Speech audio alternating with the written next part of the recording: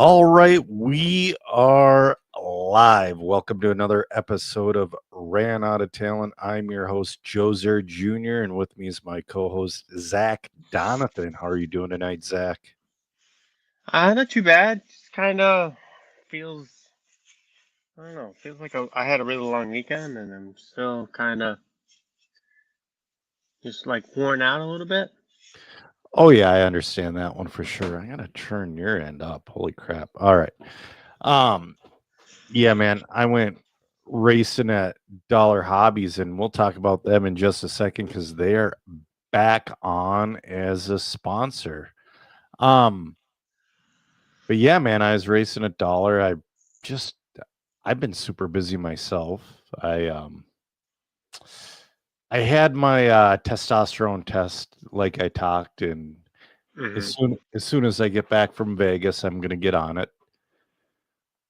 They wanted to put me on it last Friday, but they're like, "Well, I want to show you how to do it a few times before I give you the stuff so you don't hurt yourself and Mm. it's not wasted and all that other junk."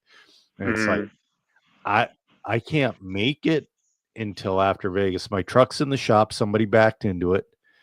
Oh. So Beth and I are sharing a car right now, and yeah, Mm. but speaking of dollar hobbies, and this code works excellent because I used it myself on Saturday at Dollar Hobbies. Um, Oh, you can use it in the store too? yep. Well, no, actually, use I was gonna use like store credit. I just was sitting up in the pits. I'm like, you know what? I'm gonna buy this Hobby Wing tunalizer. And Okay. I'm like, I had $25 store credit. Well, that 10% off code was better. So I used my 10% off code and put pickup in store and showed the guys downstairs and got my tunalizer. Because you have not been to Dollar Hobbies yet, but you will soon. And you'll see why I was shopping from upstairs. I'm kind of lazy and it's easier to browse that way, if that makes sense.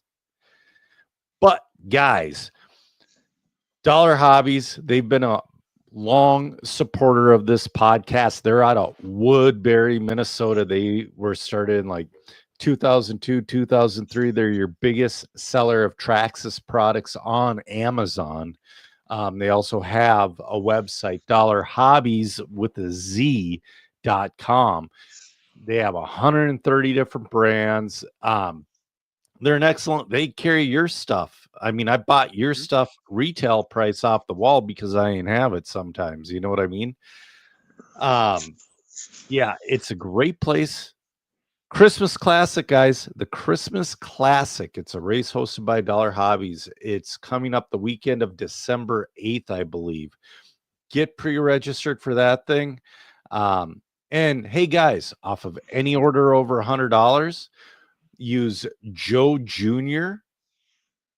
at checkout to save 10% off of all purchases over $100. Like I said, I used one to pick up a tunalizer. That's a two capital J's, Joe Jr., all one word, capital J's at checkout. Yeah, I'm super pumped. Jeff has been Jeff has been building this Christmas classic race over the years now. Mhm. I And was actually talking to him about that today. yeah, I think it's on the verge of like right now, it's a very high entered regional race with some national drivers. I think we're right on that verge of it becoming a national event. Um, We're on the verge, you Maybe know. at the very beginning. Because Yeah. like I'm looking at like you got Bill Sider. Yep. Um I wonder if Snowy's you have coming. local fast guys Oh in yeah. here. Bill Sider, Eric Jones, are kind of the two snowies on here. Snowy. Um, oh, Brad Johnson. I missed Yep. those three guys are kind of like national level, pretty quick guys. Not that everybody else isn't, but they're more like regionally fast Mm-hmm. guys. Like Matt Del Judas, Yep. Snowy, Mark Farley, Nick Williams, Dan Hammond. Jeff himself, Swift. Like These are all guys that I've known for, I don't know. You know, Dan Hammond is has that frustrating talent. Have you ever raced with Dan Hammond? The name sounds familiar, but I don't remember what he looks like. So He's a Minnesota guy. He started racing slashes at MMR in like 2010, and then got he serious. used to Go run for like it. Tamaya or something. I don't think he did anything that oddball. I think he was always like X-ray or this or that. You know what I mean? Maybe I'm thinking of a different guy. But just a Minnesota kid, and then it's like he'll go away for like 3 years and come back and be just as fast as, if not faster. He's like one of those. There's like no picking it back up for him. He's just right there again. Well, Yeah. Mod TC has 8 in it right now. So you got Trabon, Swift, Eric Jones, Matt Del Judas, myself, Mark Farley, Brian Bussey, and Dan Hammond. Farley's fast too, man. Farley's another regionally fast driver, and depending, like, well, if he's on the new Mugen, he's probably really fast. Yes, I think he was on the old Mugen, and I feel like that was hindering him for a little while. He was doing very well. I want to say he TQ'd around at the last Christmas Classic. How big is the tractor? I want to say it's 73 or 6 by 4 rolls. So. Okay, so 48. Okay, so 8's probably a full class. Then. It is 100% full. Okay. I'm obviously going to split it up for qualifying, and I might use common sense how many I take into the main, depending on how if everybody's looking, you don't have to look fast, but if everybody's looking competent, I will put 8 in the main. If not, I'll do 6. We got guys checking in. We got Darlington RC Raceway. We got Kenny Lambert, Austin Jacobson, Derek Relaford from Bedroom Radio. And Austin goes, wish you told me that. Austin, you've been listening to this podcast every time we're on. You know the code. Hey, Robert, I'm checking in. You can't leave 2 in the B main. I've done it before. If they're bad, but these guys are like... Oh, they're all good. Apart from Dan, I don't know how good Dan is in modified, but like I might be the worst modified driver on this list. Yeah. So I'm guessing we'll be at like 10 or 12 mod guys by the time the race comes up. Yeah, because Jeff said he's expecting at least 20 more locals to sign up. So, I mean, that's a good... If we get to like 125... We were at 130 last year, and that was pretty good. That's a good number. Yeah, we got Island City RC checking in, saying they got a big race coming up on the 19th at Skyview RC Park in Minnesota City. I'd love to come. Unfortunately, well, not unfortunately, very fortunate on my end. I'm going to be covering the Team Associated Vintage race for mod. Matt Del Judas checking in. I'm really pumped about that. My plane leaves butt ass early Thursday morning, and I come home Monday evening. I wanted to come. Oh, go ahead. I think he's got his dates mixed up there, because Saturday is the 18th and the 19th is Sunday. Yeah. He does have his days mixed up. I'm not sure which one you mean. But also, you know what else is coming up? If you want to go in the other direction, Minnesota, Blooming Prairie, Southern Minnesota Raceway is also having their finale on Saturday. Jeremiah getting aggressive. You know what else is this weekend? What else is it? There's a lot this weekend. What else is happening? The last round of INS. Yes. Oh, Fritz checking in from Taiwan. Oh, he's talking Sunday. So Sunday, the race, the 19th, is at Island. Okay. So that doesn't conflict with anything else going on in Minnesota, really. Yeah, INS coming up. Man, it is going to be a busy weekend. Mm-hmm. It's the finale. you're going to have a lot of guys in there that are like, well, I can't win my class, so I'm not going to go. I'm hoping we see a couple of guys there that we normally don't see on the clay. I don't think we'll see Jamie Thompson there. We might. He's like your 40 plus guru, and Yeah, I know. I met Jamie at yeah, Island. yeah. It'd be awesome to see him run a clay car and kind of wrap up the points, because like for the carpet rounds, he goes to the carpet rounds and he's always like well in the lead, or he's in the hunt. He's quick. Yeah, and then he just I never think he won nationals too, right? Yeah. It's weird because when I first started going to Island, he was a tick faster than me. He was a guy that I could potentially beat him 3 out of 10 times. Now, man, I don't know. I don't think I can keep up anymore. You just gotta get lucky. Yeah. Matt's also saying that NYGP is this weekend as well. Racing everywhere. I mean, it's the start of indoor season, and outdoor season is finishing up. So it's like we're stacking on top of each other. It really is. Well, like last Saturday at Dollar, it was, I believe, their second points race of the season. I want to say they had like 65 entries, which isn't bad, but on a points day for Dollar, we normally expect 80 to 100 on the off-road side, but it was still semi-nice out. And this week, it just started getting cold. Like, it did not get above 60 degrees today. Yeah, it was, it got to 75 here. Yeah, so it's still nice down there. Yeah, it's going to be like 75 all week, and then it dips down to like the 40s, like 40 to 45 at night. So it's real. I leave the windows open with like the shades drawn, so it's nice and crisp in the house. Yeah. And so your AC doesn't kick on. And I like my house at 68 degrees year round. My wife would, I think, actually kill me. Yeah. She would be so cold. Right now in now that before she was pregnant, Yep. she would sleep with 5 blankets in the summer. Okay. That's wild. 5 blankets, dude. That's wild. I would reach over and she would be on fire, like uncomfortably warm. And I don't get it. And now she's I guess it's been 2 years now, but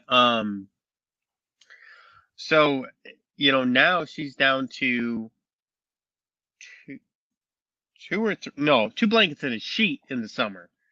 And we'll go back to, and mind you, the dog sleeps on her legs. So, yes. But yeah. Jason, it wasn't 72 today. It was 60 degrees in Elk River. It was 72 last Saturday. And like I said, that was one of the last Saturdays we had that's going to be one of the last ones, I think. And it's just going to get colder and colder.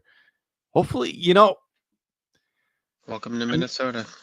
I'm not a huge fan of the cold, but I don't mind it so much if there's snow to go along with it. We haven't had real snow for like almost 10 years now. It's like we'll get like 1 or 2 good snowstorms, but Jason says at his house, it's 72. Yeah. But we'll get like 1 or 2 good snowstorms, but the snow will like immediately melt and turn into slush afterwards. It's, I grew up with, like, I'm sure, I doubt you've heard of this because you're not from Minnesota, but it was 1990 or 91, we had a Halloween snowstorm to where I was trick-or-treating and the snow was up to my chest. Wow. Yeah. That's pretty dedicated right there, because I would have gone home. No, it was like an event. Everybody was out at it. It was the craziest thing ever. See, towards the later years of my trick-or-treating, my mom and I made a deal, and it was she would buy me a whole bag of candy. Yep. And we wouldn't have to go trick-or-treating. It was so. It was because it was like 20. One of those big bags. It's like $20, so you get like the same amount of candy. Yeah. No. She See, saves 6 hours plus, I and was dedicated. $100 on the thing. It was kind of I was dedicated. I grabbed a king size pillowcase and I would not come home until it was full. I went for but we lived in a densely populated area. So I in could hit, Minnesota. So there's 12 of you. yeah. No, I could hit a dozen to a dozen and a half blocks in like a 4-hour period and we'd be set. So let me ask you a question, and then we got to get back on RC. Yes. What kind of candy do you give away? Well, now this is a funny story. Usually full-size candy bars. Usually. This year we got our Halloween candy already because some dumb broad doesn't know how to put Northwest on her address. Oh. And we've been getting her Target packages, and we've been calling Target and like, hey, we've been getting these packages. They're like, oh, just keep them. So, what? Wow. Yeah. So in the last package, there were 2 giant Halloween bags of trolley gummies or something like that. Oh. It's like, all right, I'm saving like $100. So what do you give away normally? Full-size candy. Yep. Well, you go people. You go to Costco and you get a couple of big boxes, 30. They're on sale. Yeah. You get the 30-some packs, and they're like, I don't know, like $25. Yeah. We'll get like 3 boxes, and then we'll get one of those big, like, fun size bags or whatever. Because those are my favorite. Jason is saying I have a white van. Well, no, Jason, I have a white van, and I'm promising candy. I don't have. Well, so back to the RC thing. Back to the RC, we got a lot of stuff this week.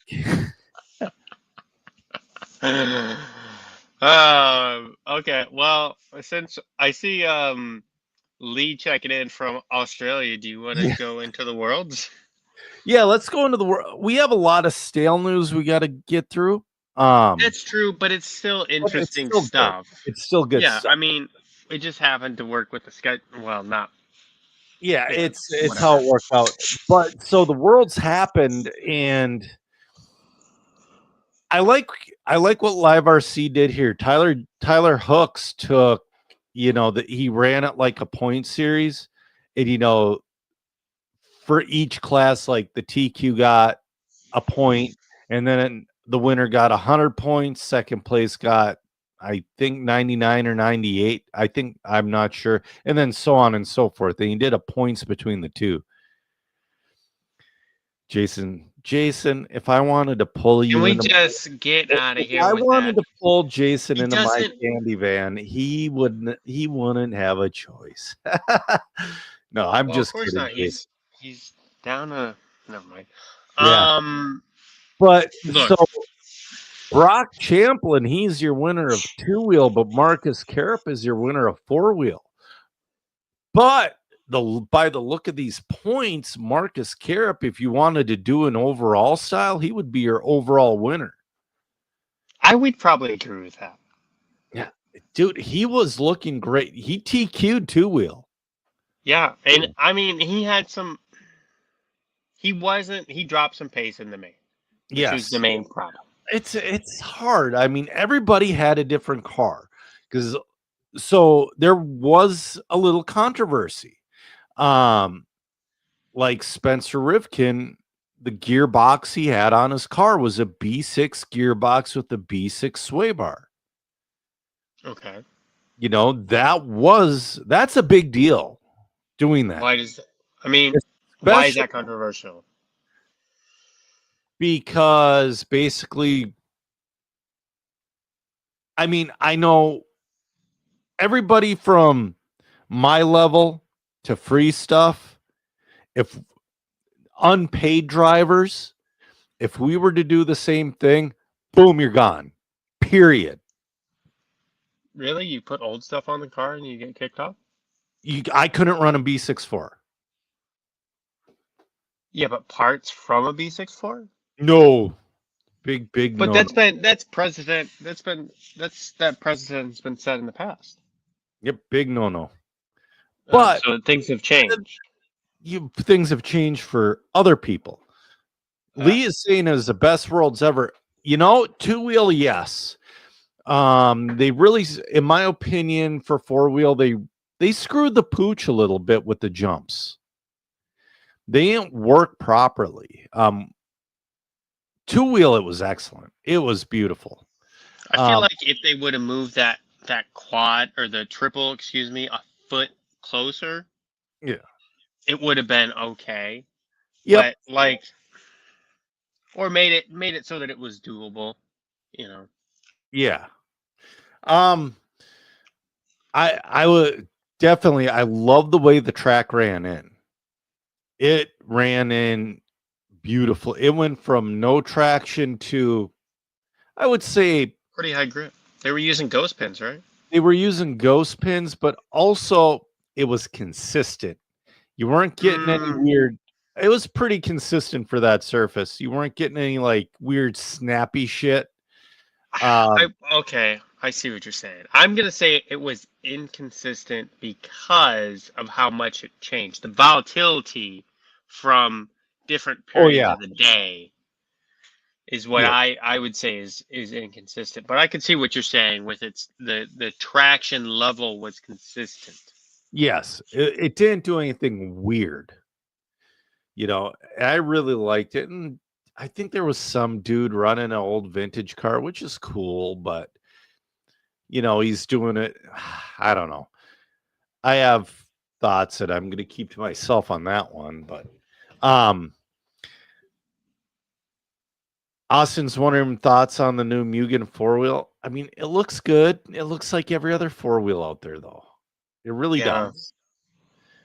But you know what? So does the new Schumacher. Yeah, it looks good. It looks like just about every other four-wheel.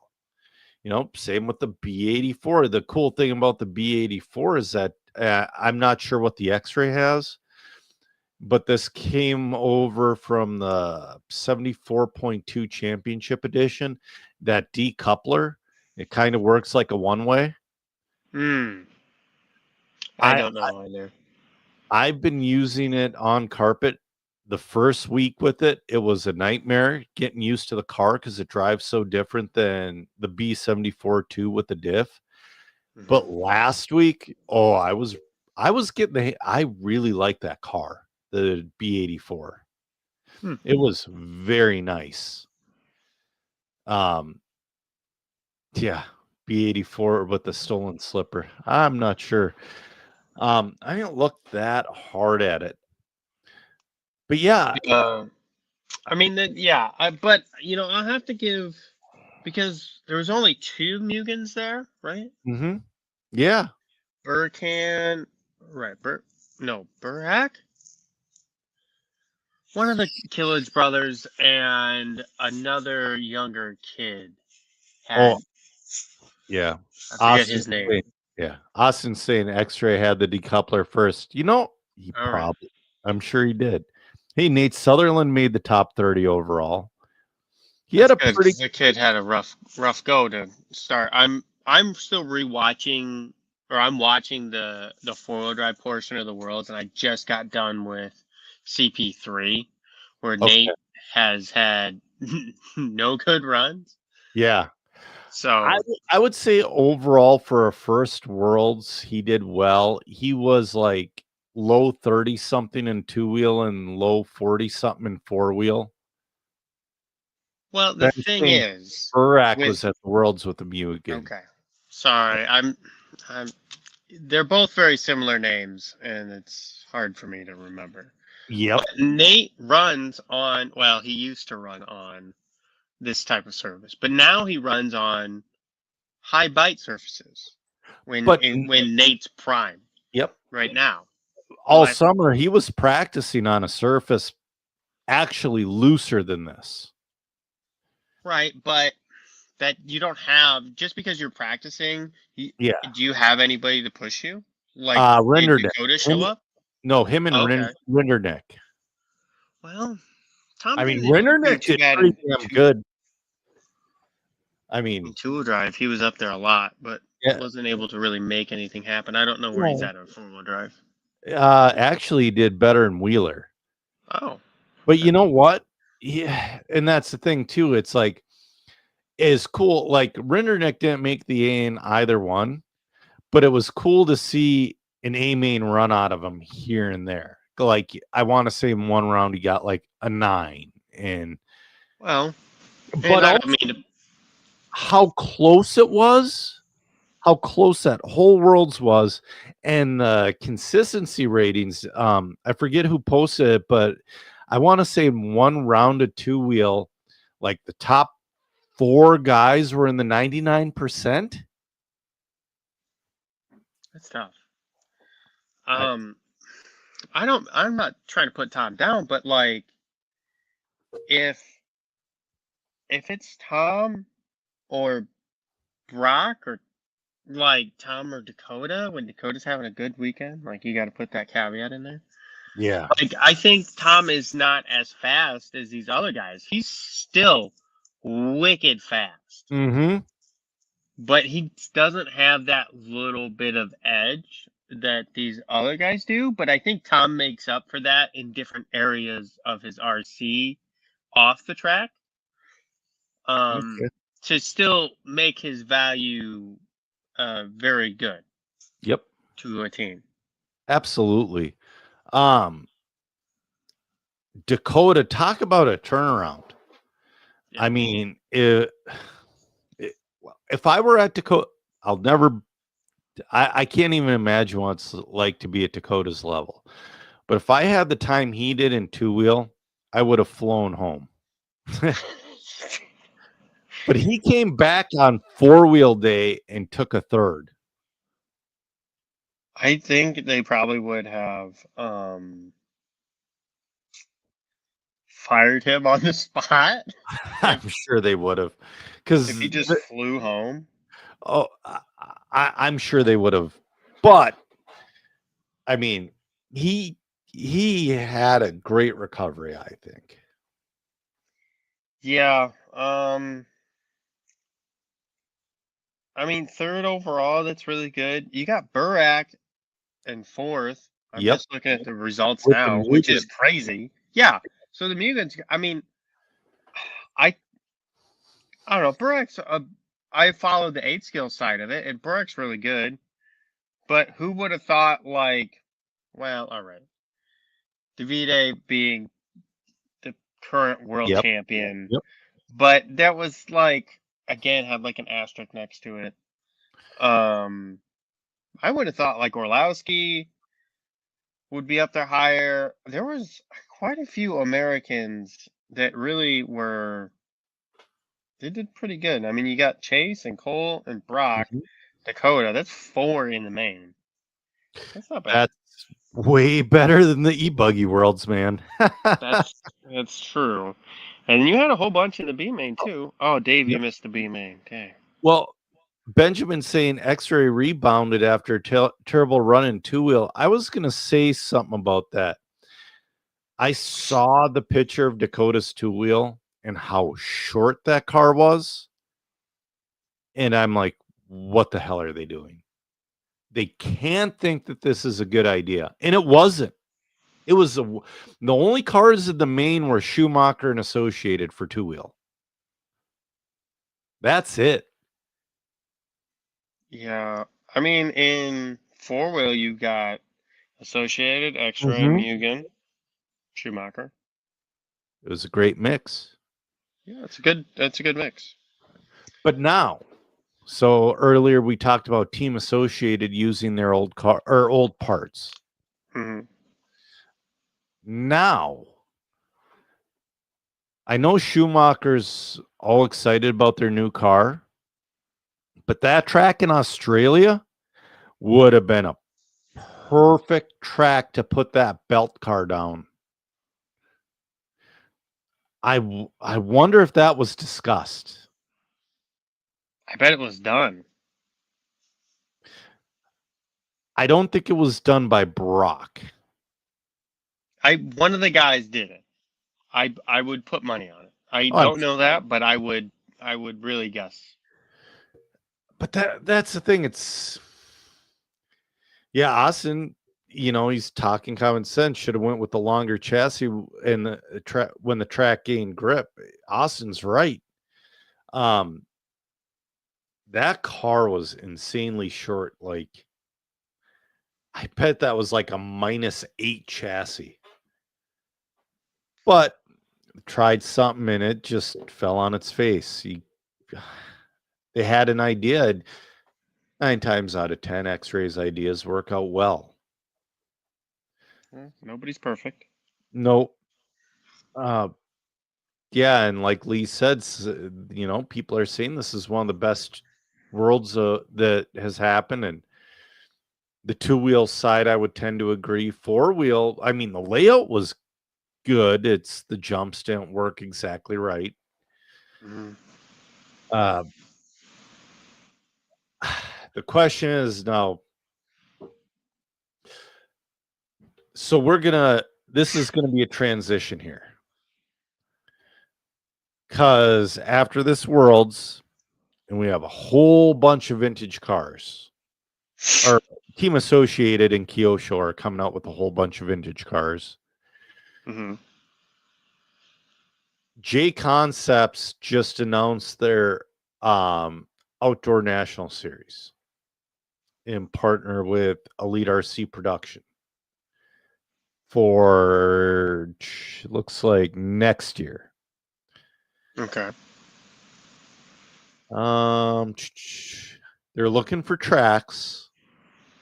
They're giving the Is 10 scale? Yes. I don't even know of a 10 scale outdoor track. Well, there's some in Florida. Okay. You could call Hot Rod Hobbies a 10 scale track. I mean, I feel like this is going to be like some 8 scale tracks 10 scale gets ran on, like State Line. Yes. Like we ran 10 scale on that, but boy, it wasn't a 10 scale track. What about Thornhill? Thornhill's about the size of the Hobbyplex, the Omaha Hobbyplex, and that is a very nice 10 scale track, size wise. If they make the jumps work, I mean, there's no reason that an 8 scale predominant track can't run a 10 scale race as long as it's set up for 10 scale. Yeah. You know what I mean? Yep. Like Benjamin James says, Florida has a bunch. Okay, so you got Florida. Texas is, I mean, could be 18 hours from Florida, depending on maybe further. Then California. And I don't think you're getting all the guys. Like, that's because the thing with like the INS series is, I mean, the furthest one is Nebraska. Mm-hmm. But they have kind of like a line. You know what I mean? Yes. Like they've got, and it's all kind of Midwest-ish. Right. And I think that's why it kind of works, because you have these same guys that are working towards it, and then it draws in some coastal folks for different parts of the, series. And I think that works great. But when you have like let's say it's predominantly Florida, or like one-sided, it has to be, that place has to have like enough following for it to take off, and then draw talent from the other side of the country. Or if it's like, let's say it's Florida based, right? We got 2 or 3 tracks in Florida, and then maybe one in, maybe they use like Phil Hurd or something. Sure. I don't know. There's 100 different tracks, but maybe they have like somewhere in the southeast area, and then you have you would get some Midwest guys for sure, and then there's a lot of 8 scale guys that may race 10 scale outdoor on the East Coast, and then there's a bunch of 10 scale indoor guys on the West Coast.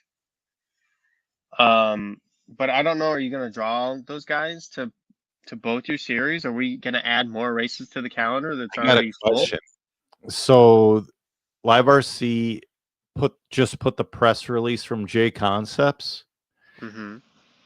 and the wording of this sounds a little ominous for the INS.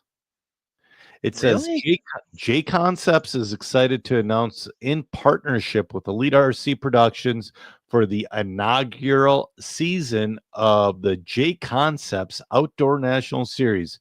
With the success of the INS over the last 15 years, we are looking to race outdoors on more natural surfaces with a completely independent and separated 10 scale series.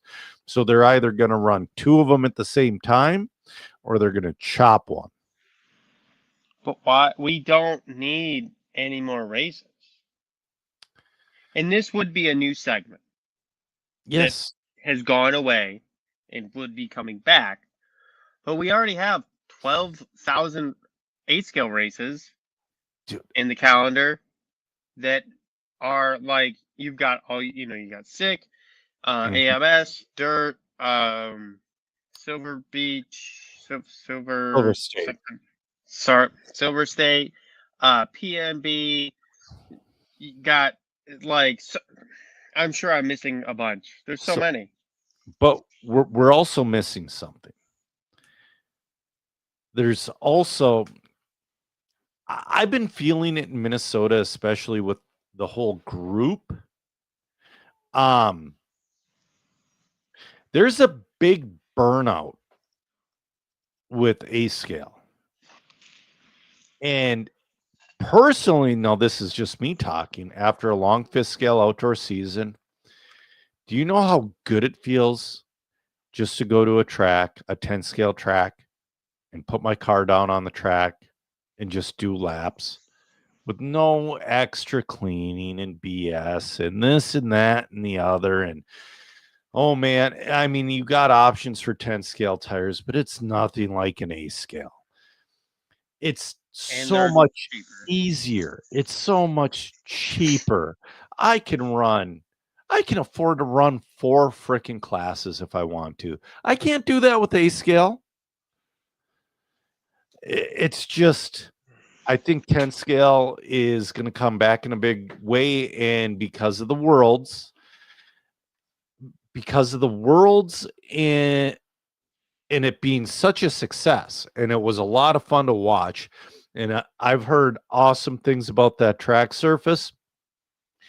I thought this was going to be a one-off, but instead I think this might be the beginning of everything in RC comes around in a circle, and I think this is the new beginning of 10 scale off-road on more natural surfaces. It's going to be outdoor only because you're not going to be able to you won't be able to find a lot of places to put the dirt indoors.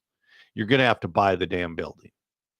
Well, that, and also, like, I think the track that they raced on, where you can get away with a ghost pin outdoor, is substantially different than any of the outdoor tracks I ever raced on. So it was very similar to a track we were, and again, another Minnesota thing. In the early 2010s, we used to race at this place called Wheel Brokers. And all of us in Minnesota were watching the worlds, and we just kept saying, this is just like Wheel Brokers. Start out super green, and without any chemical, it would get a really nice natural groove. And you would go from your green pins. If it worked out well, you might end up on a bar. If not, you were on a harder pin, but it was ghosted.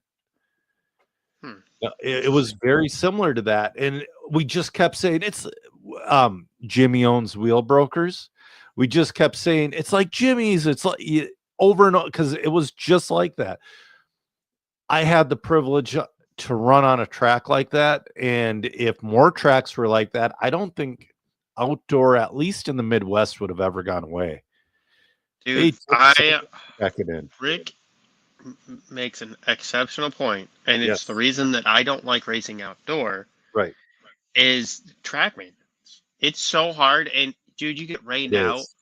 and there is nothing worse than you got a bunch of rain the week before, and then you got that track all nice, and Mhm. then it rains again, and that track's destroyed again Right. after you just you built the track, it got destroyed. You rebuilt the track and it got destroyed again. And you're like, why? Why am I doing this? Stop making sense of things because we won't have any A scale track builders left. Hey, We really sorry, won't. man. No, you're right though, and that's a feeling we got. So Lance is saying that's how he felt this weekend at Island, just being able to put the car down and go. Austin saying 3 classes for a max. Austin, I'm not saying I'd run 4 classes. I'm saying compared to 5th scale, with 10th scale, I can afford to run 4 classes. Tim checking in. Tim just got back from Australia with Nate. Yeah. But yeah, Rick always has good because Rick's been really helping out with the FMRC club. I think he might be the Mm-hmm. head dude there now, and he's really getting a taste of it and what it does. Dude, it's just thankless work Yeah, that gets done constantly. Like, I've been a part of so many tracks now, and it's never good enough.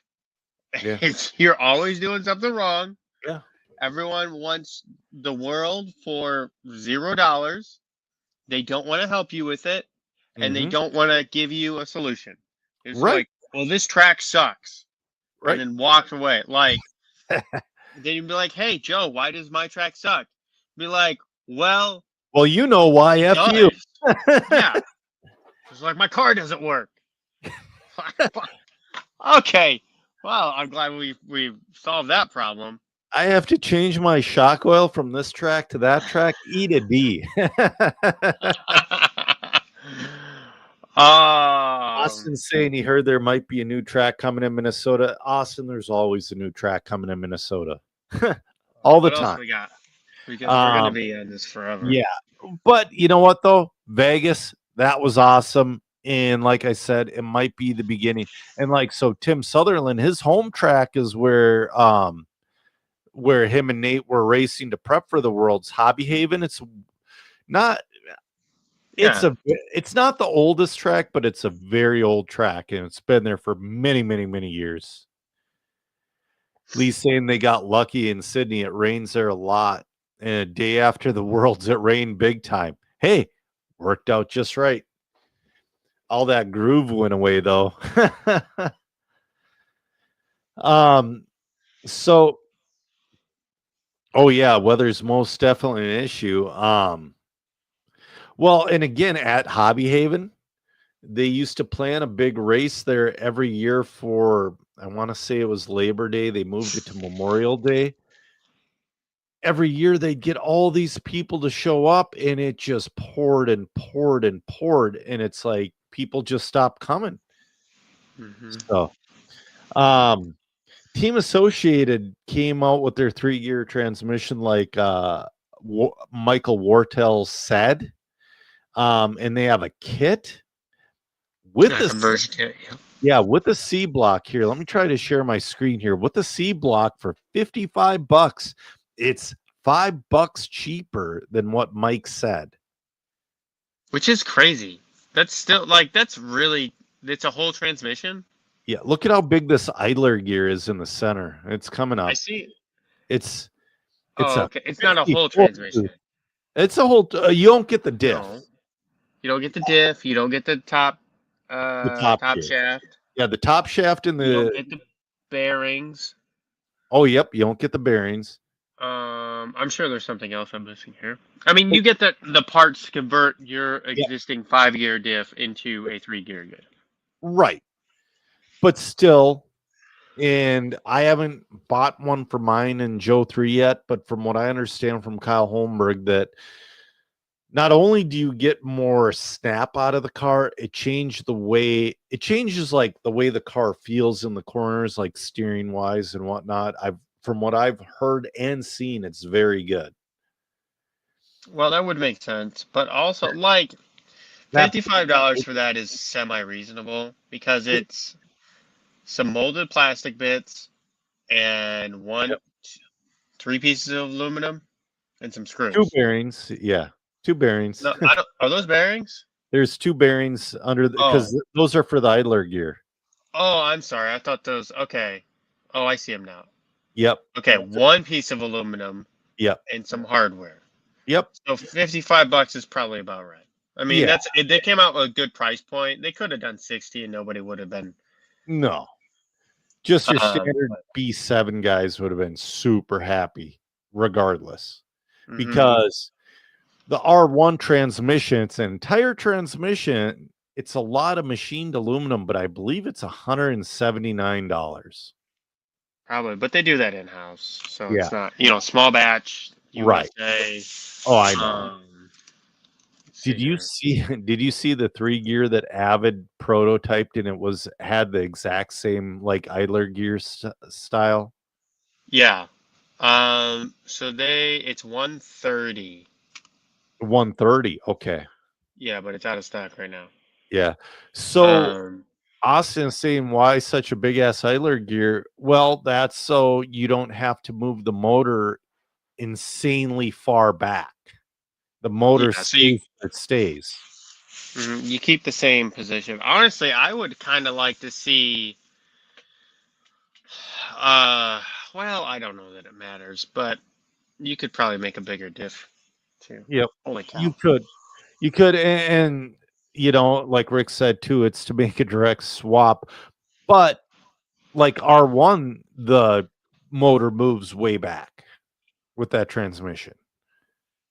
Right. So, but that could be good for some tracks. Yeah.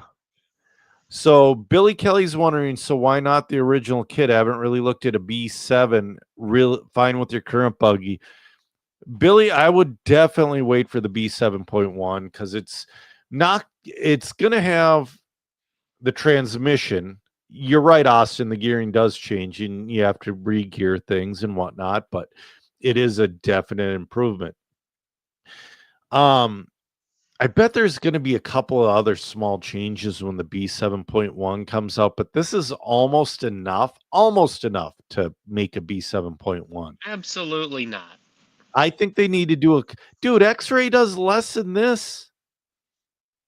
I would disagree with that. Besides, every 2 to 3, I'd say every 2 to 3 years, X-Ray does a big change. But like, let's say the XB 224 to 25, it wasn't big.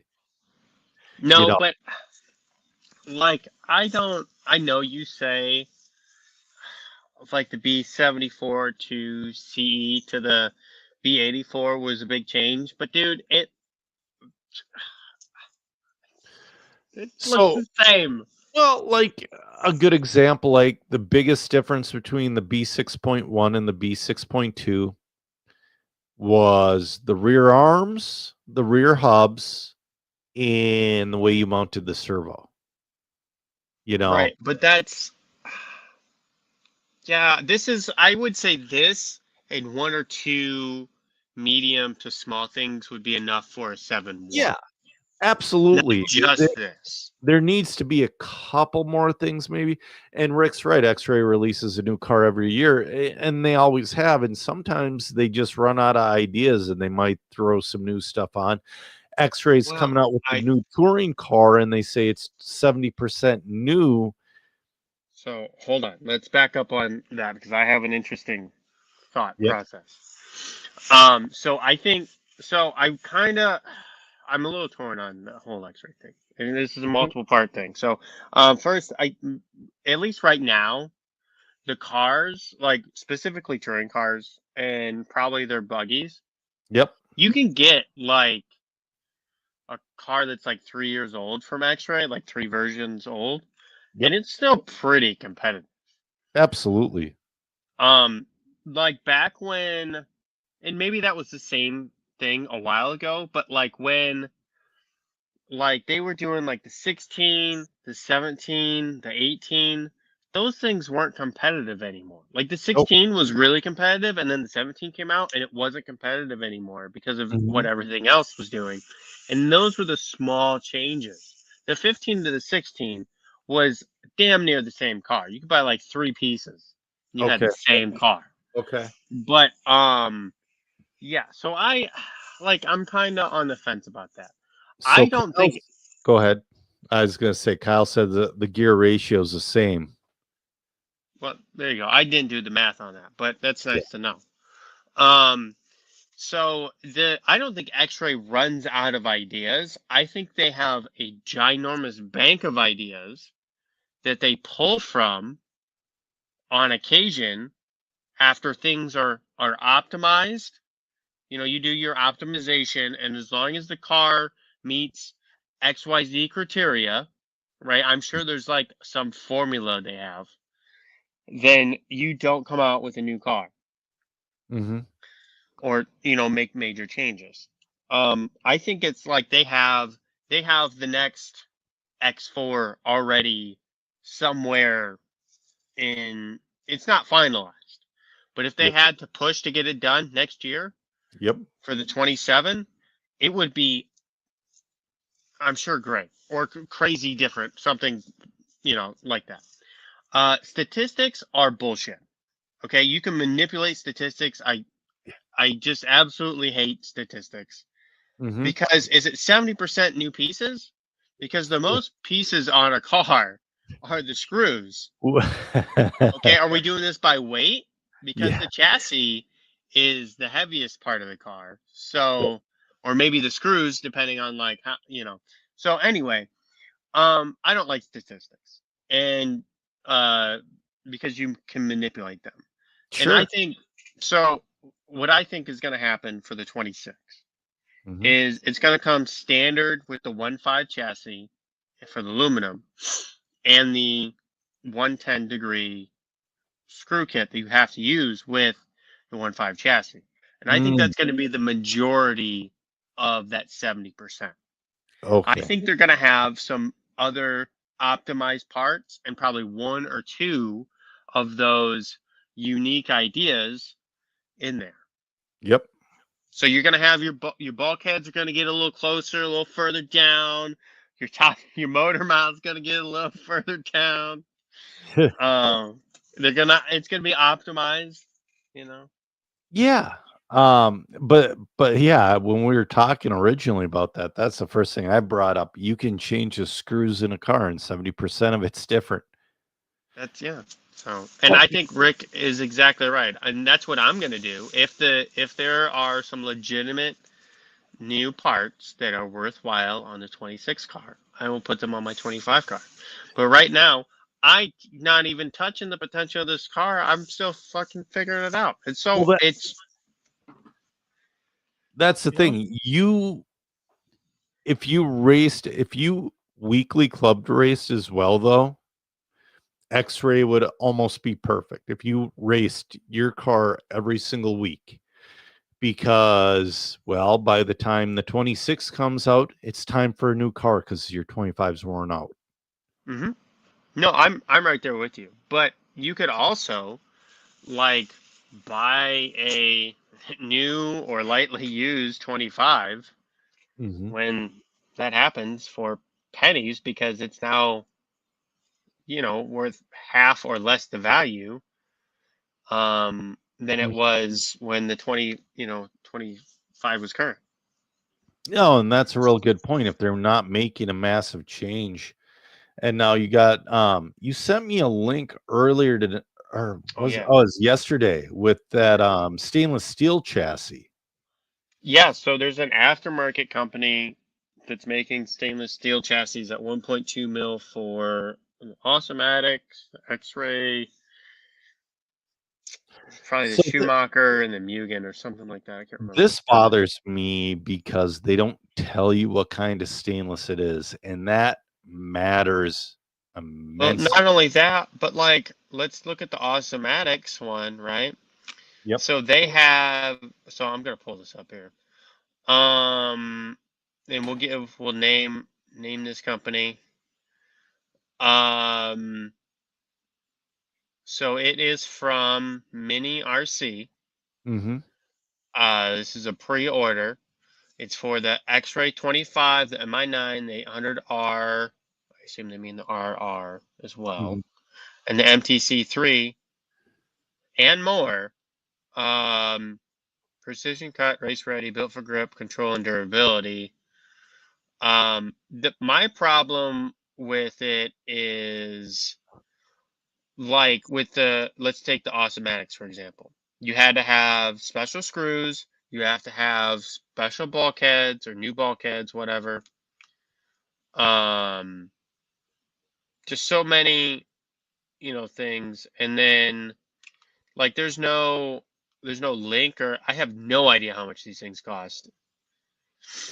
There's a weird WhatsApp thing. Yeah, there's WhatsApp only. But I mean, it's like legit. I should pull it up here because I mean, I've got it can you on share here. it?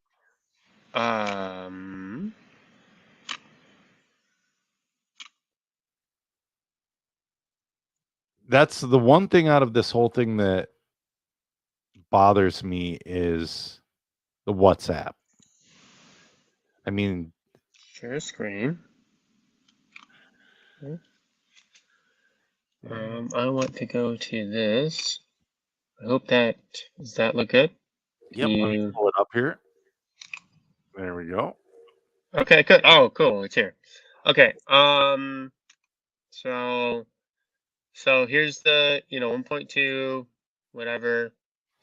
I don't like this seems really cool, but also like what who runs their business through WhatsApp only? Like drug dealers or something? Drug dealers and terrorists. Yeah. So I mean here's the, this says RR here. So they clearly have a typo in their original post. Mm-hmm. This is the 20, it would fit the 24 as well. 25 for X-Ray, the Mugen, and then the Schumacher. But I mean, look at the comments. It's, screws are in there. Mm-hmm. Tag somebody. Is it available for this car? I think it's really cool. I'm surprised that the manufacturers have not done something like this, and if they have it, it's probably like a feasibility problem, or it doesn't make sense.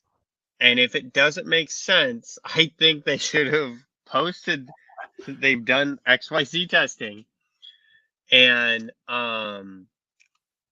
it doesn't work as well as they would have hoped, and it's therefore we're not going to produce a steel chassis. So Fritz is saying he's running 2 X-rays, one with the Wii chassis. The Wii looks like a different company, though. What's the Wii chassis? Fritz, I can don't you know. send a link? Yeah. Yeah. Jeremiah is Okay. saying. Yeah. Jeremiah is saying WhatsApp bothers me. I'm the guy who bought the Noble off of a Chinese website for pennies, and I did, and it worked. Okay, let's hear about that, Joe. Well, so Joe 3's been needing a new radio for a while because he's been using my several-year-old M12S now for quite a while. I got the M17 when it came out, and I gave Joe 3 the M12S because he needs a left-handed radio. Mm-hmm. And I've been using my Fly Sky, and I tell everybody this: when you're going from the M17 to the Fly Sky, you got to give yourself 3 months at least to get used to the radio. It's a good radio. It just feels very, very, very different. It's just a different feel. But Joe 3, I'm like, I want to get him one. And it's like, I already decided he doesn't need the pro version. So I'm like, $300, not a big deal. And then off Alibaba, I see him. I paid $186 for it. And now I kind of felt a little hypocritical, but not really. The reason I felt a little hypocritical is because, we talked about Horizon undercutting local hobby shops. But these guys on Ollie are not selling below map. What they're doing and they're not selling to cut themselves off at the knees. They're buying enough radios to where they can sell them that cheap. Okay. So instead of, your regular hobby shop buying like 6 radios to put on the shelf and they sell them for $300, they're buying a container full. And I'll see if I can pull up that webpage while I'm talking about this. I'll stop you before you get there, but go ahead. But it's like, well, I got to try it. And then it's like, I tried it out and it was legit. Because one thing about the Noble is if it's in Chinese, you cannot change the language on it. At all. It's in Chinese. Or I thought I might get a brick. That's also a legitimate, that's happened to people. Is that sharing my screen? Oh, I can share it. Yep. Let me share it. Okay, don't go to their website because their website does not work. Oh, because I'm already on it. Yeah, go click on one of their products. I will not. It just says this page isn't here. If you go to their Facebook, it has it. Okay. Well, I'm trying to share my screen, but I don't think it's working. It's up there. Oh, is it? Okay. Yeah, I'm sharing it. Okay, you're sharing. Okay, because I was trying to. Anyway. I'm sharing your screen. Oh, you're sharing my. I don't know how this thing works. Yeah. Okay, cool. So that's a 1.5 mil aluminum chassis with 110-degree screws. So. Yeah. Yeah. I mean, I would imagine if it's made out of a similar material, it's only manufactured a couple of ways. Like there's only a couple of ways to make a chassis. So if it's made as similar, like a quality process, similar material, same design, it's gonna feel the same. Mm-hmm. Like if you made that out of 6061, it would feel different. But if it's actually 7075 and it has a good anodizing on it and it's cut with the same design, yeah, it probably does feel the same. No, I wonder what the preferred, well, I suppose it's a preferred method of cut. I bet they laser the blank out and then they CNC mill or I wonder if they just take a sheet and they just CNC mill the whole thing. I bet X-Ray has a video, like a how-to video thing on it. Yeah. Oh, all right. Oh, Lisa's. Their WEI is making the stainless chassis. Good. But again, though, I'm kind of curious on the stainless because I deal with this on a daily basis. Tell them to update their website. Yep. And that's the thing, too. Their websites looks like it's under construction, has been for a couple of years because they're posting products for the 24. Yeah. But, going back to that radio I got off of Ollie, it's like I had to try it and it was legitimate. I kind of feel bad for posting the link because I posted the link under the RC Racers group. But it's like, it's a legitimate deal. And the guy sells them for that cheap all day long. They come from, they're all made in China, but they're shipped from America. They're all in America. It's the same as buying them off of AMain. Just he's buying them in a pallet full. That's like what AMain does with the iChargers. Right. Like, I could buy a charger cheaper from AMain than I can buy them from iCharger. Yeah. Right. Fritz is saying it's pronounced way. Okay. But again, the stainless on those chassis matters. Now, I know they're not dumb enough to use like a 302 to 304 chassis.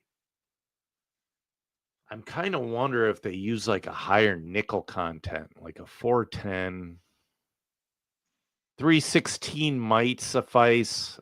I don't know. That's one of those things to where it's like, if I have a tester at work, and that would be great. Nickel, in my limited knowledge, but nickel in when you blend it with things, it makes it more durable. We were using a material called Alloy 20, and it was so hard to find. I had to get it from this company called Rolled Alloys. And I thought I could use the same tooling of something we used for Hastelloy, which is also a high nickel product, but not as high as A20. The snap that gave when we hit parts with it, it was like, oh my God. And it's like $40 a pound. Wow. It's $46 a pound. It was more money, a lot more money than titanium. That's crazy. It's like when it came, because I only needed 2 pounds, it came UPS, and I literally sat there. I opened it up, I looked at it, and I watched the person run the material. Because it's like, dude, this is so expensive, you cannot screw up. So what do you think about AJ Schumacher buying Raw Speed? He's a young man with a lot of ambition. Now, it seems from what I've heard, because I listened to the No Name RC podcast, it seems like AJ Schumacher is a level-headed individual, which is good, because you see people with a lot of ambition take a company 20 different ways and drive that company right the fuck off a cliff. We see it on a weekly basis. Yes. I don't think AJ will do that. I think there are very good roots and structure to Raw Speed. Well, and I think their tires are obviously competitive. Look at Ryan Lutz. And we have a couple of local fast guys that run Raw Speed as well. Like Jordan Corton's fast as shit. I think, I'm not going to speak out of school yet, but there are guys, the Johnson family are running them, and they love them. And I should say Jason Schneider treated his team guys very well. So, good example, the Labor Day sale. The team drivers got their discount plus the percentage of the Labor Day sale. So they saved a ton of money on tires. Well, and I have to say, like, I'm looking at the products here because I wasn't entirely sure what products Raw Speed offers, but it's mostly tires, wheels, bodies, and wings. They have a few accessories like some tire sticks and pit mats, but it's mostly, they stay on brand with a consumable type company.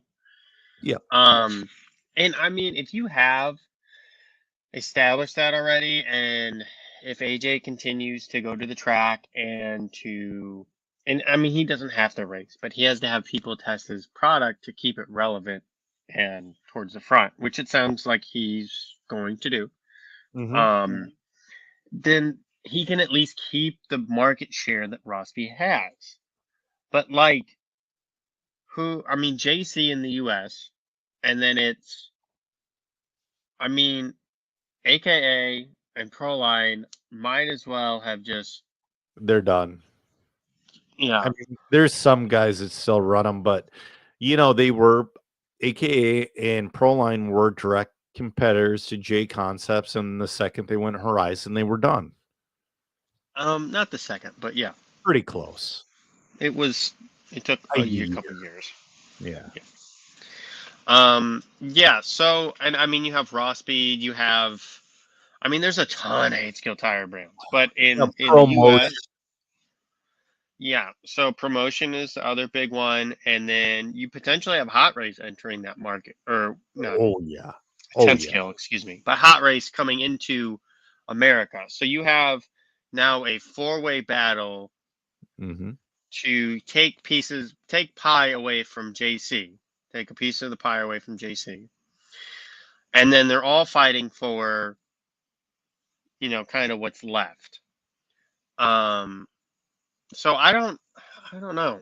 And I don't get to a lot of 8 skill events, so I'm kind of new on this. But I would like to see, like, realistically, as an American company, that that's not owned by Horizon, um, that they can, compete with JC. And I like Jason and all I his do stuff, but too. I think it would, but like Jason's like the real big dog. Like he owns, if it's not 75% of the market, I'd be really surprised. I'll say this right Um, now. I'll say this right now because a lot of people aren't 100% aware of this because right now, Hot Race is so you got J Concepts as A1, you got Hot Race as A2. Everybody else is the B side. You got Raw Speed that's there. Promotion is there sometimes. Promotion's very new. If they keep going, you got Tizio. I mean, you yeah, can't forget Tizio in California. They're really the B there's side. another one And too. do you oh, I was gonna say, yeah. Oh no, it's promotion. Those are the kind of the four bigger, and then you have like brands that like uh not ProTech, but like Pro Circuit or something. Yeah. And then you got Jetco, and then you've got You got Dialed Sismic and RC, Sismic. screw all those guys at some point because they're such a small market share. And the guys that are running their tires, they really don't have the ability to tell you the difference. Well, and I think it would be cool if like Raw Speed stepped up and challenged JC, not to, but to make things competitive again, right? Because, Right. when things are competitive, everything gets better. Here's And the I reason. don't know. Go ahead. Well, what I was gonna say, here's the reason why Hot Race is the only competitor to Jason. Because did you see Jason Schneider at the E-Buggy Worlds? Was he there? I don't know. But if he wasn't there, was he in Spain? He went to one of the worlds. But He wasn't at Nationals. my point is, oh, that's a big one. You shouldn't have missed nationals, especially in Texas. Well, he at Hoosier. I didn't go to. And again, because there was a big race where the dude from Hot Race was here, straight up It, helping the American team. it was the Nationals. I met him. Nicola seems to be a nice guy. Yes. And he is working his ass off. And guess what? Jason was at the Worlds. Jason was at both Worlds, the E-Buggy in Australia. Mm-hmm. Jason goes to these Worlds, and, obviously he was lacking at the E-Buggy Worlds.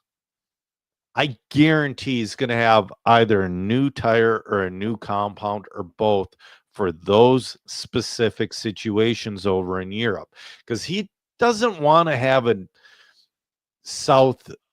southeast hold like Florida and crap. He doesn't want a national hold.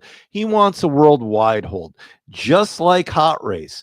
Now, if Raw Speed wants to compete, he's got to be there as well. He's got to be doing the same damn research because if he's not, he's going to have a good tire, but he's going to get left behind. I mean there's a plethora of issues with the whole Raw Speed being competitive. And I mean, I think first you set your sights on domestic, right? Mm-hmm. Kind of your bread and butter. Yep. Or you find a market that is completely underserved somewhere else in the world, and you make Fish that your scale. bread and butter. And then, well, I mean, it could be 8 skill, it could be 10 skill, it could be anything. Just make a tire that's better and readily available than whatever else they're using. And problem solved. But well, it's easy to say that. Anyway, but then you have to, you got to focus on something, because like the Rossby tire may be really good over in the European market. It may be really good in the American market. But JC has such a stronghold over like their customers, and then they have a huge team, and that really goes a long way. And then when you're at your local club race and 8 of the 10 guys are on JC tires, and you're on raw speed and the other guy's on TZO, like, and you're struggling, like, you have to be really confident in your abilities to not say, hey, it's the tire. Or, you bolt up a set of JCs and figure out if it's a tire or not. Yep. Well, I'll tell you what. Before I was sponsored by J Concepts, we had a track called the 510. The absolute best tire that worked there were the raw speed radar in the rear, clay compound. They would not work anywhere else. But the thing is, I could get a Proline Positron to work everywhere. It wouldn't be the best at the 510, but it would work. And I could get an Ellipse to work everywhere. But that radar was specifically fast to that track, but it won't work anywhere else. Now, what kind of research, what do you have to change to make it more of a versatile tire? And that's what I've noticed with, so, and again, before J Concepts, I ran a lot of Sweet products. Sweet products were great in certain conditions, and in other conditions, it's like, not bad, but disappointing. It's like, you were so good over here. Why can't you be that good over here? And again, it's all these guys. They got to work like Jason and Nikolai. If they want to be an A-side tire, you got to work. You want to be the best, you got to work like the best. I think it's way more than that. But yeah, I mean, that's a big part of it. And drivers. You got to have people that are going to be able to put on the tire. You got to have a team that can test this stuff. You can't have Ryan Lutz doing all the work. Like, that's not enough people. That's Dakota. You have Dakota Fenn on TLR. Yeah, way back. Yeah. Like, there's 10 skill guys, but then you only have, so it's just like, there's not enough people to do the work. So you do the work you can, but then there's only so much work you can do. And then maybe you didn't go down this one path that was like really good, but it was kind of weird, and you're out of your comfort zone, and you're like, I'm good. This works fine. Yeah. So, and dude, it's just like more hands make less work. So I don't know. I think it's really cool. I wish, him nothing but success, and, I hope to see something come of it, and it blossom to something more than what it is. Not that it's bad, but I think you could lose what you have because you don't you don't have a big piece. But if so we talked about young guys buying the name Phantom. Oh man, the hatred under some of those posts, Phantom. Who, like, you didn't fix my motors, where are my batteries? It's like, ooh, I think that name's too soiled. But Raw Speed has a good name. No, Raw Speed has a good name, but like I said 2 episodes ago, how I was saying that would be a great thing for Tom Rindernick to take over. A young guy with knowledge. AJ Schumacher is a young guy with knowledge. Now let's see if he can get laser focus and take Raw Speed to the next level. As of now, it appears he can. I mean, I don't. You can't. I would have guessed that, but you can't say that. I'm gonna stay positive until he proves otherwise. No, and I completely agree with Yeah. that. I would like to think that it's going to go nothing but up, but like we can't make the assumption that it's going to go up. Like, Right. I wanted Dakota to win the worlds, but like Dakota's like everybody in America's favorite. And then Brock won the worlds and we're all like, an American won, Yes. yay! And then Brock's just been there the whole day. I mean, he was my Yeah. he was my pick to win 2023. And then, you're running slicks without sauce. You might as well hit him in the knee with a baseball bat. It's the same damn thing. Well, all I mean to say is after he gets the company moved and things start to go into production under his supervision, I would like to see, kind of what happens then. And Mm-hmm. then it would be really cool to see the evolution of and if he was kind of, I don't know, smart is not the right word, but I think it would be really cool if he had somebody like behind the scenes doing like,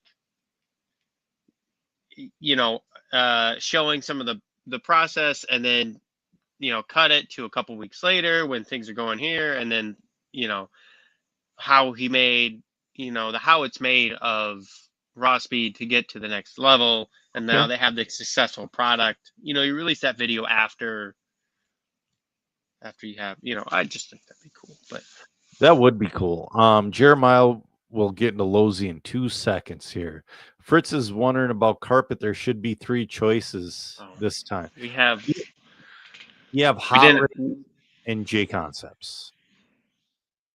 Well, Schumacher's pretty good too. Schumacher is a very neutral choice. So Ross Speed was doing something, but I don't know what they're doing with it from here. So go ahead. There was somebody asked about PR racing. Oh, Jeremiah is talking about the PR Stadium truck. Oh, here we go. Yeah. I mean, PR has been around for like a long time, but it's always been, I don't know.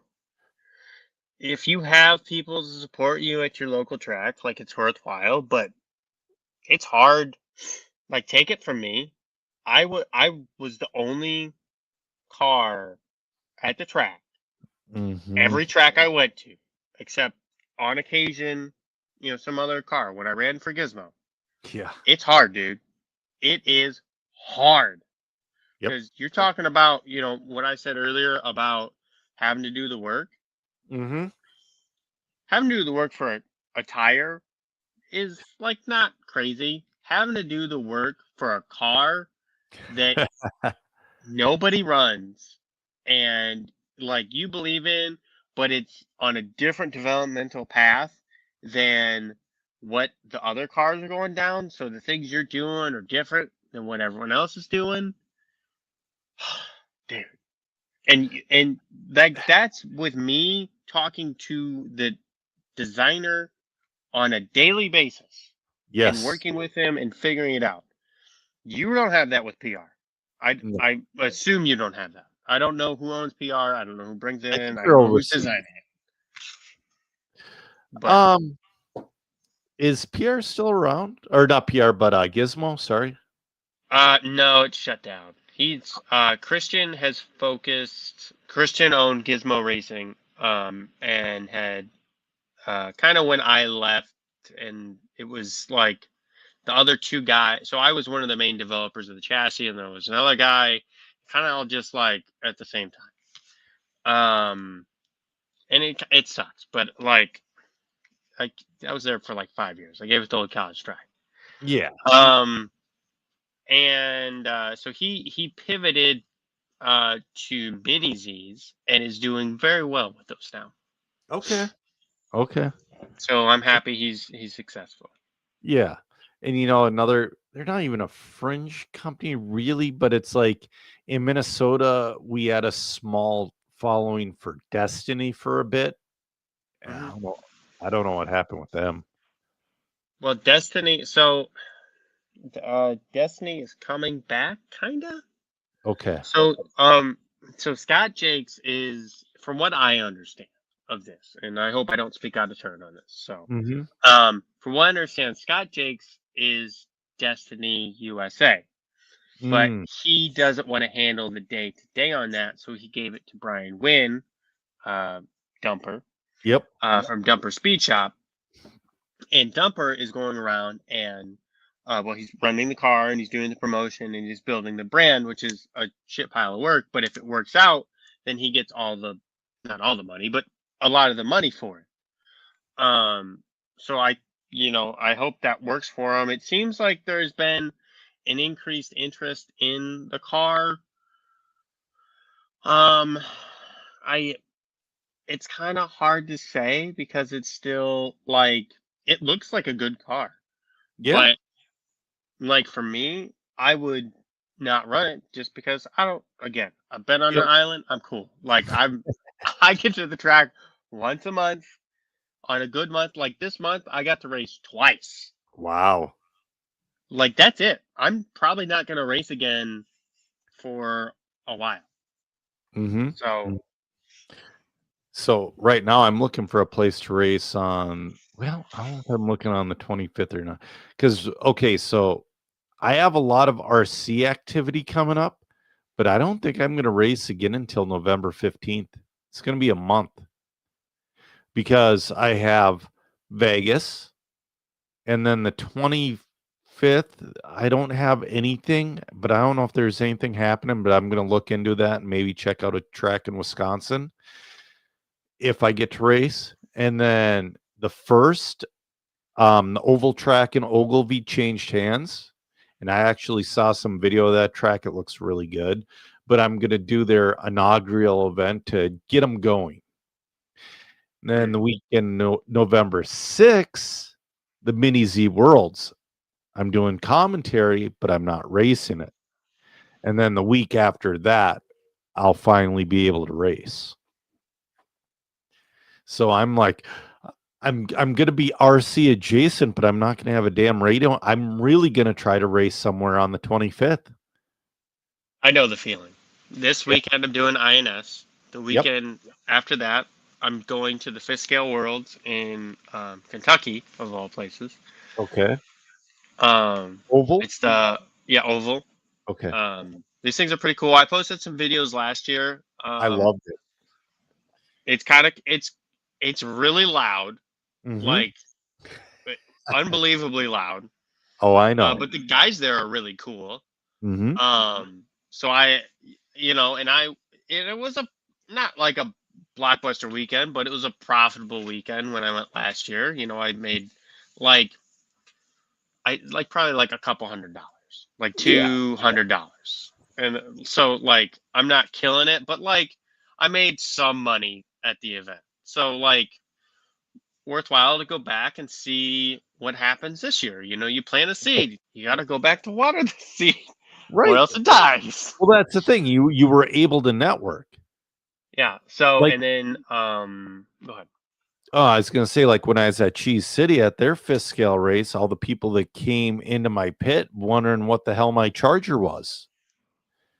Not many people have seen a toolkit charger. Not many people there have seen your leads. Mm-hmm. So, what else you got going on? Well, so then, let's see. Let me pull up the calendar here. So then I got 2 weeks off, and then I'm going to FCC in Florida on the 15th. Well, I guess the 13th of November, and then 3 weeks after that is the Christmas Classic.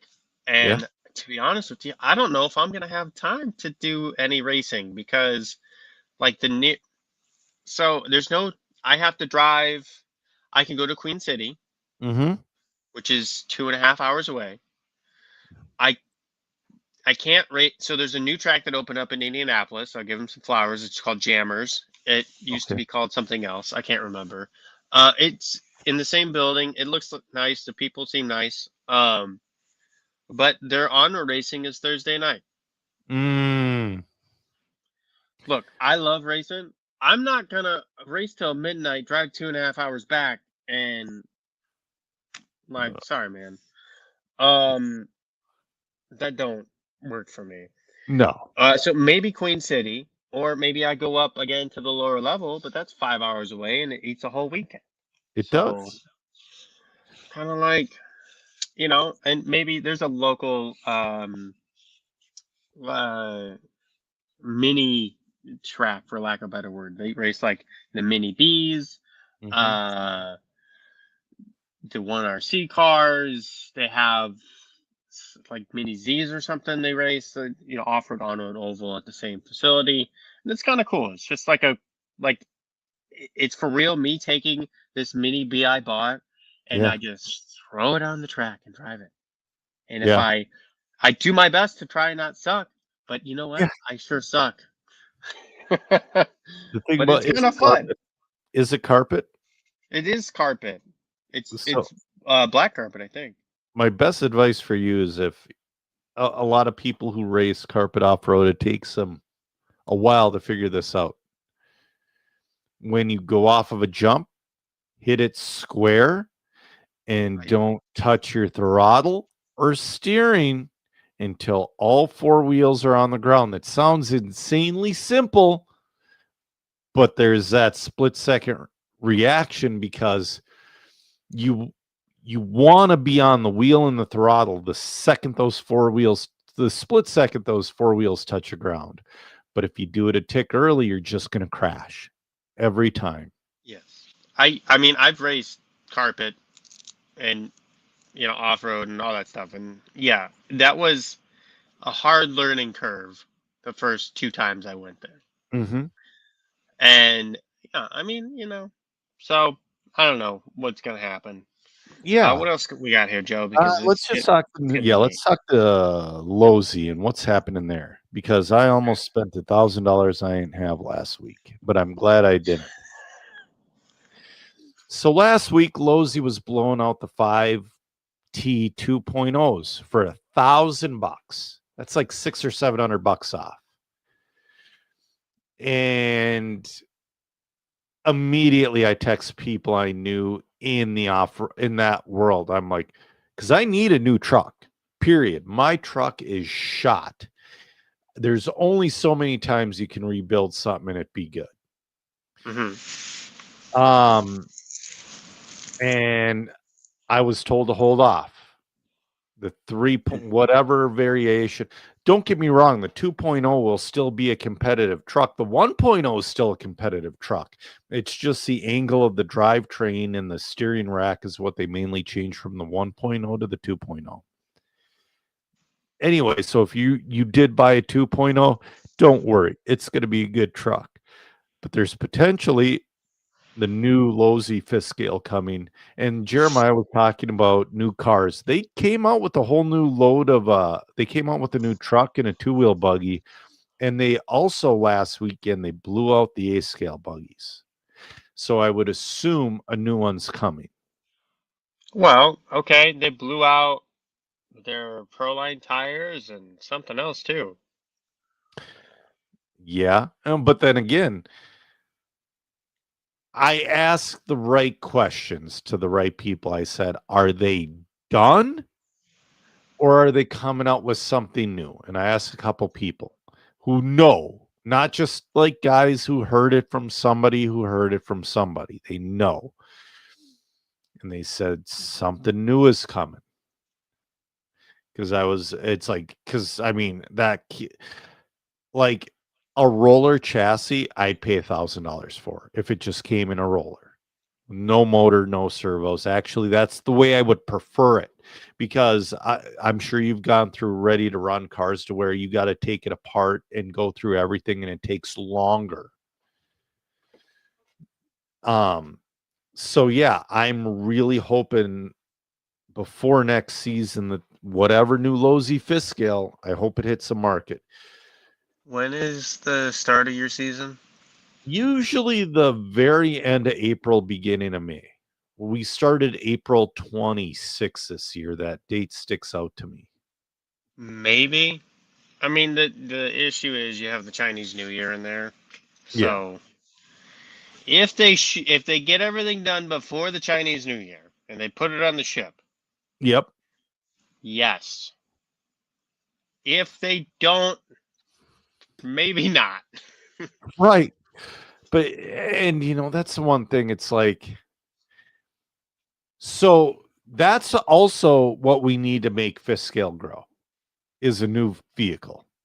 Nothing makes things blow up like a new vehicle. Because I've been in the fifth scale scene since 2022, July of 20. I got it for my 40th birthday in July of 2022. And I've been racing nonstop. But I've been in groups and people are always asking, what's the deal with the back ordered parts? And it's like, look, it sucks, but hey, this company makes a great aftermarket part. And it's since I've been, I mean, they were still making a lot of the 2.0 parts and trucks when I started, but they did such a terrible job that I learned very quickly that this is an aftermarket scenario. We need a new truck to kind of breathe life into it. Because I'll tell you what, if a new truck's coming, I am going to buy it, but this might be my last year if we don't get a local scene. 2026 might be my last year because I'm tired of putting all my energy into this. And we have a group of guys, but they all have other lives and all that stuff. And we need another good 10 to 12 guys for this to sustain itself. And that's how I feel about On Road in Louisville. Sure, exactly. And that's the thing too. It's like I missed a fifth scale race in Minnesota, or a chance to race my fifth scale in Minnesota because I went to that Cheese City event. And guess what? They didn't race, which sucks. It shouldn't be dependent on one person. Yeah, I think it should be extra fun if that person shows up. Sure, but if 4 makes a class and yeah, Johnny's truck broke down on the way here, he ain't coming. I would really like just to see a full A main to a B main. That would make me so happy. That's how I feel about my turn. Exactly. And I'm going to continue to push it. I'm going to push it and push it and push it. But if it doesn't take off in 26, I can't. I mean, like I said earlier tonight, it felt good just to be able to put cars down on the track and race and not worry about things. Dude, and well, the thing is, if 10 scale outdoor becomes a thing again, like, you still gonna have the same maintenance as an 8 scale buggy or a 5th scale. It's just the parts are smaller. So much more. 5th scale is so dude, just hold on. You still have to take all the stuff off the chassis. You got to clean all the hinge pins. You got to do all the stuff because it still all gets dirty. Like when you race indoor clay or carpet, yep, it doesn't really get dirty. You're right. You're absolutely right. But yeah, we'll see what happens. Like I said, 26. I'm excited. New truck that will, if there's life to breathe into that class, that will do it. It kind of seems like Horizon's building up money for something with all the sales they're doing. Yes. Well, and I don't know what that could be, but it seems like big stuff. To me, it seems like they're blowing out inventory, but we'll see, to make room for new models. Yeah, it'll be interesting. Cool. Yeah. It'd be cool if they did something not terrible for the sport. Yeah, exactly. I mean, they came out with a new 2-wheel buggy that looks solid and a new stadium truck that looks solid, and then radio silence. I mean, they did that, but then like I don't think that was for the good of the sport. Like they already kind of had those, so Yeah. Well, I mean, they had them, but I mean, people, your Lozy diehard fans have been asking for new stuff for years, literally years. I think it's been like 5 years. Yeah, but like Team Lozy Racing, they make post September 30th. And the post on Facebook, the post before that was August 12th. Then August 3rd. Enough, man. Then June 12th. June How 12th. do you? It's like they forget about it or something. I mean, Yes. like if you have a whole brand like that, you're just letting a cash cow die. You are.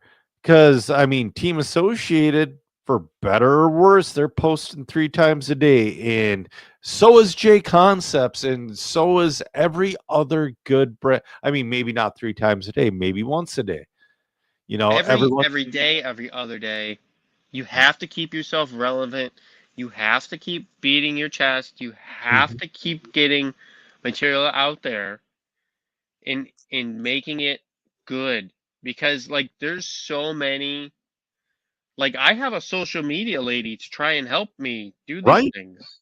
Right. And I'm still like not good at it. So I don't like no, I mean, the problem is the people like the JCs and the team associateds and the X-rays, those people have people that are good at marketing and social media because those are different things. You can be good at Yes. marketing and not good at social media. And are experienced and knowledgeable in RC and relevant. You got to have all 5 of those things in there. Because if you have Uri Huddy, who's awesome at he's really experienced and he is, good at social media and good at marketing. He's not relevant anymore. He's not, I don't think he's going to the track and like down in the, the pits with everybody and really getting in there. And I'm sure he is to a point, but not like whoever's actually in charge of their social media. Like if Martin had to do that, he could do it. Yep. Maybe it won't be as good, but he could really do it because he's in there. He's relevant. He can, do these things. And it's hard, man. And like just to make a good post and like those people like are few and far between. And then the ones that are good in RC, they're so busy they don't want to take on any more work. Dude, September 30th was their last post. That's 2 weeks ago. I do twice a day. Yeah. But I mean, like I said, it's just, and when they do post, it's not bad. It's a new product, or here's one for May about the Lozy TLR spring rates. They have enough to be posting on something every day, every once in a while. Well, like Mugen. If Mugen doesn't have enough, they'll post a fast regional guys win on their main page. Well, you got R1 Works who does. I kind of really like how they transform their social media aspects the last couple of years. Oh, and showing the way, literally how the sausage is made, like how they make their titanium turnbuckles, and yeah, R1 does a great job too. But getting back to that, it makes you wonder, and it does. Now I'm thinking about it. How much are we going to see of Team Lozy? You know what I mean? Is the new buggy and truck going to become the Bandit and Rustler of Horizon? They already have those, I think. They might. Maybe. Yeah. Yeah, I suppose. The thing with like R1 is like when they show how the sausage is made, like Joe Blow can't go do that. No. Because you have, I don't know how much money, but we'll say just $100,000 in machine and then a material that I couldn't even begin to tell you where I would source a stick of titanium at. I can. To get an expensive stick is difficult. To get a stick at the market value is difficult.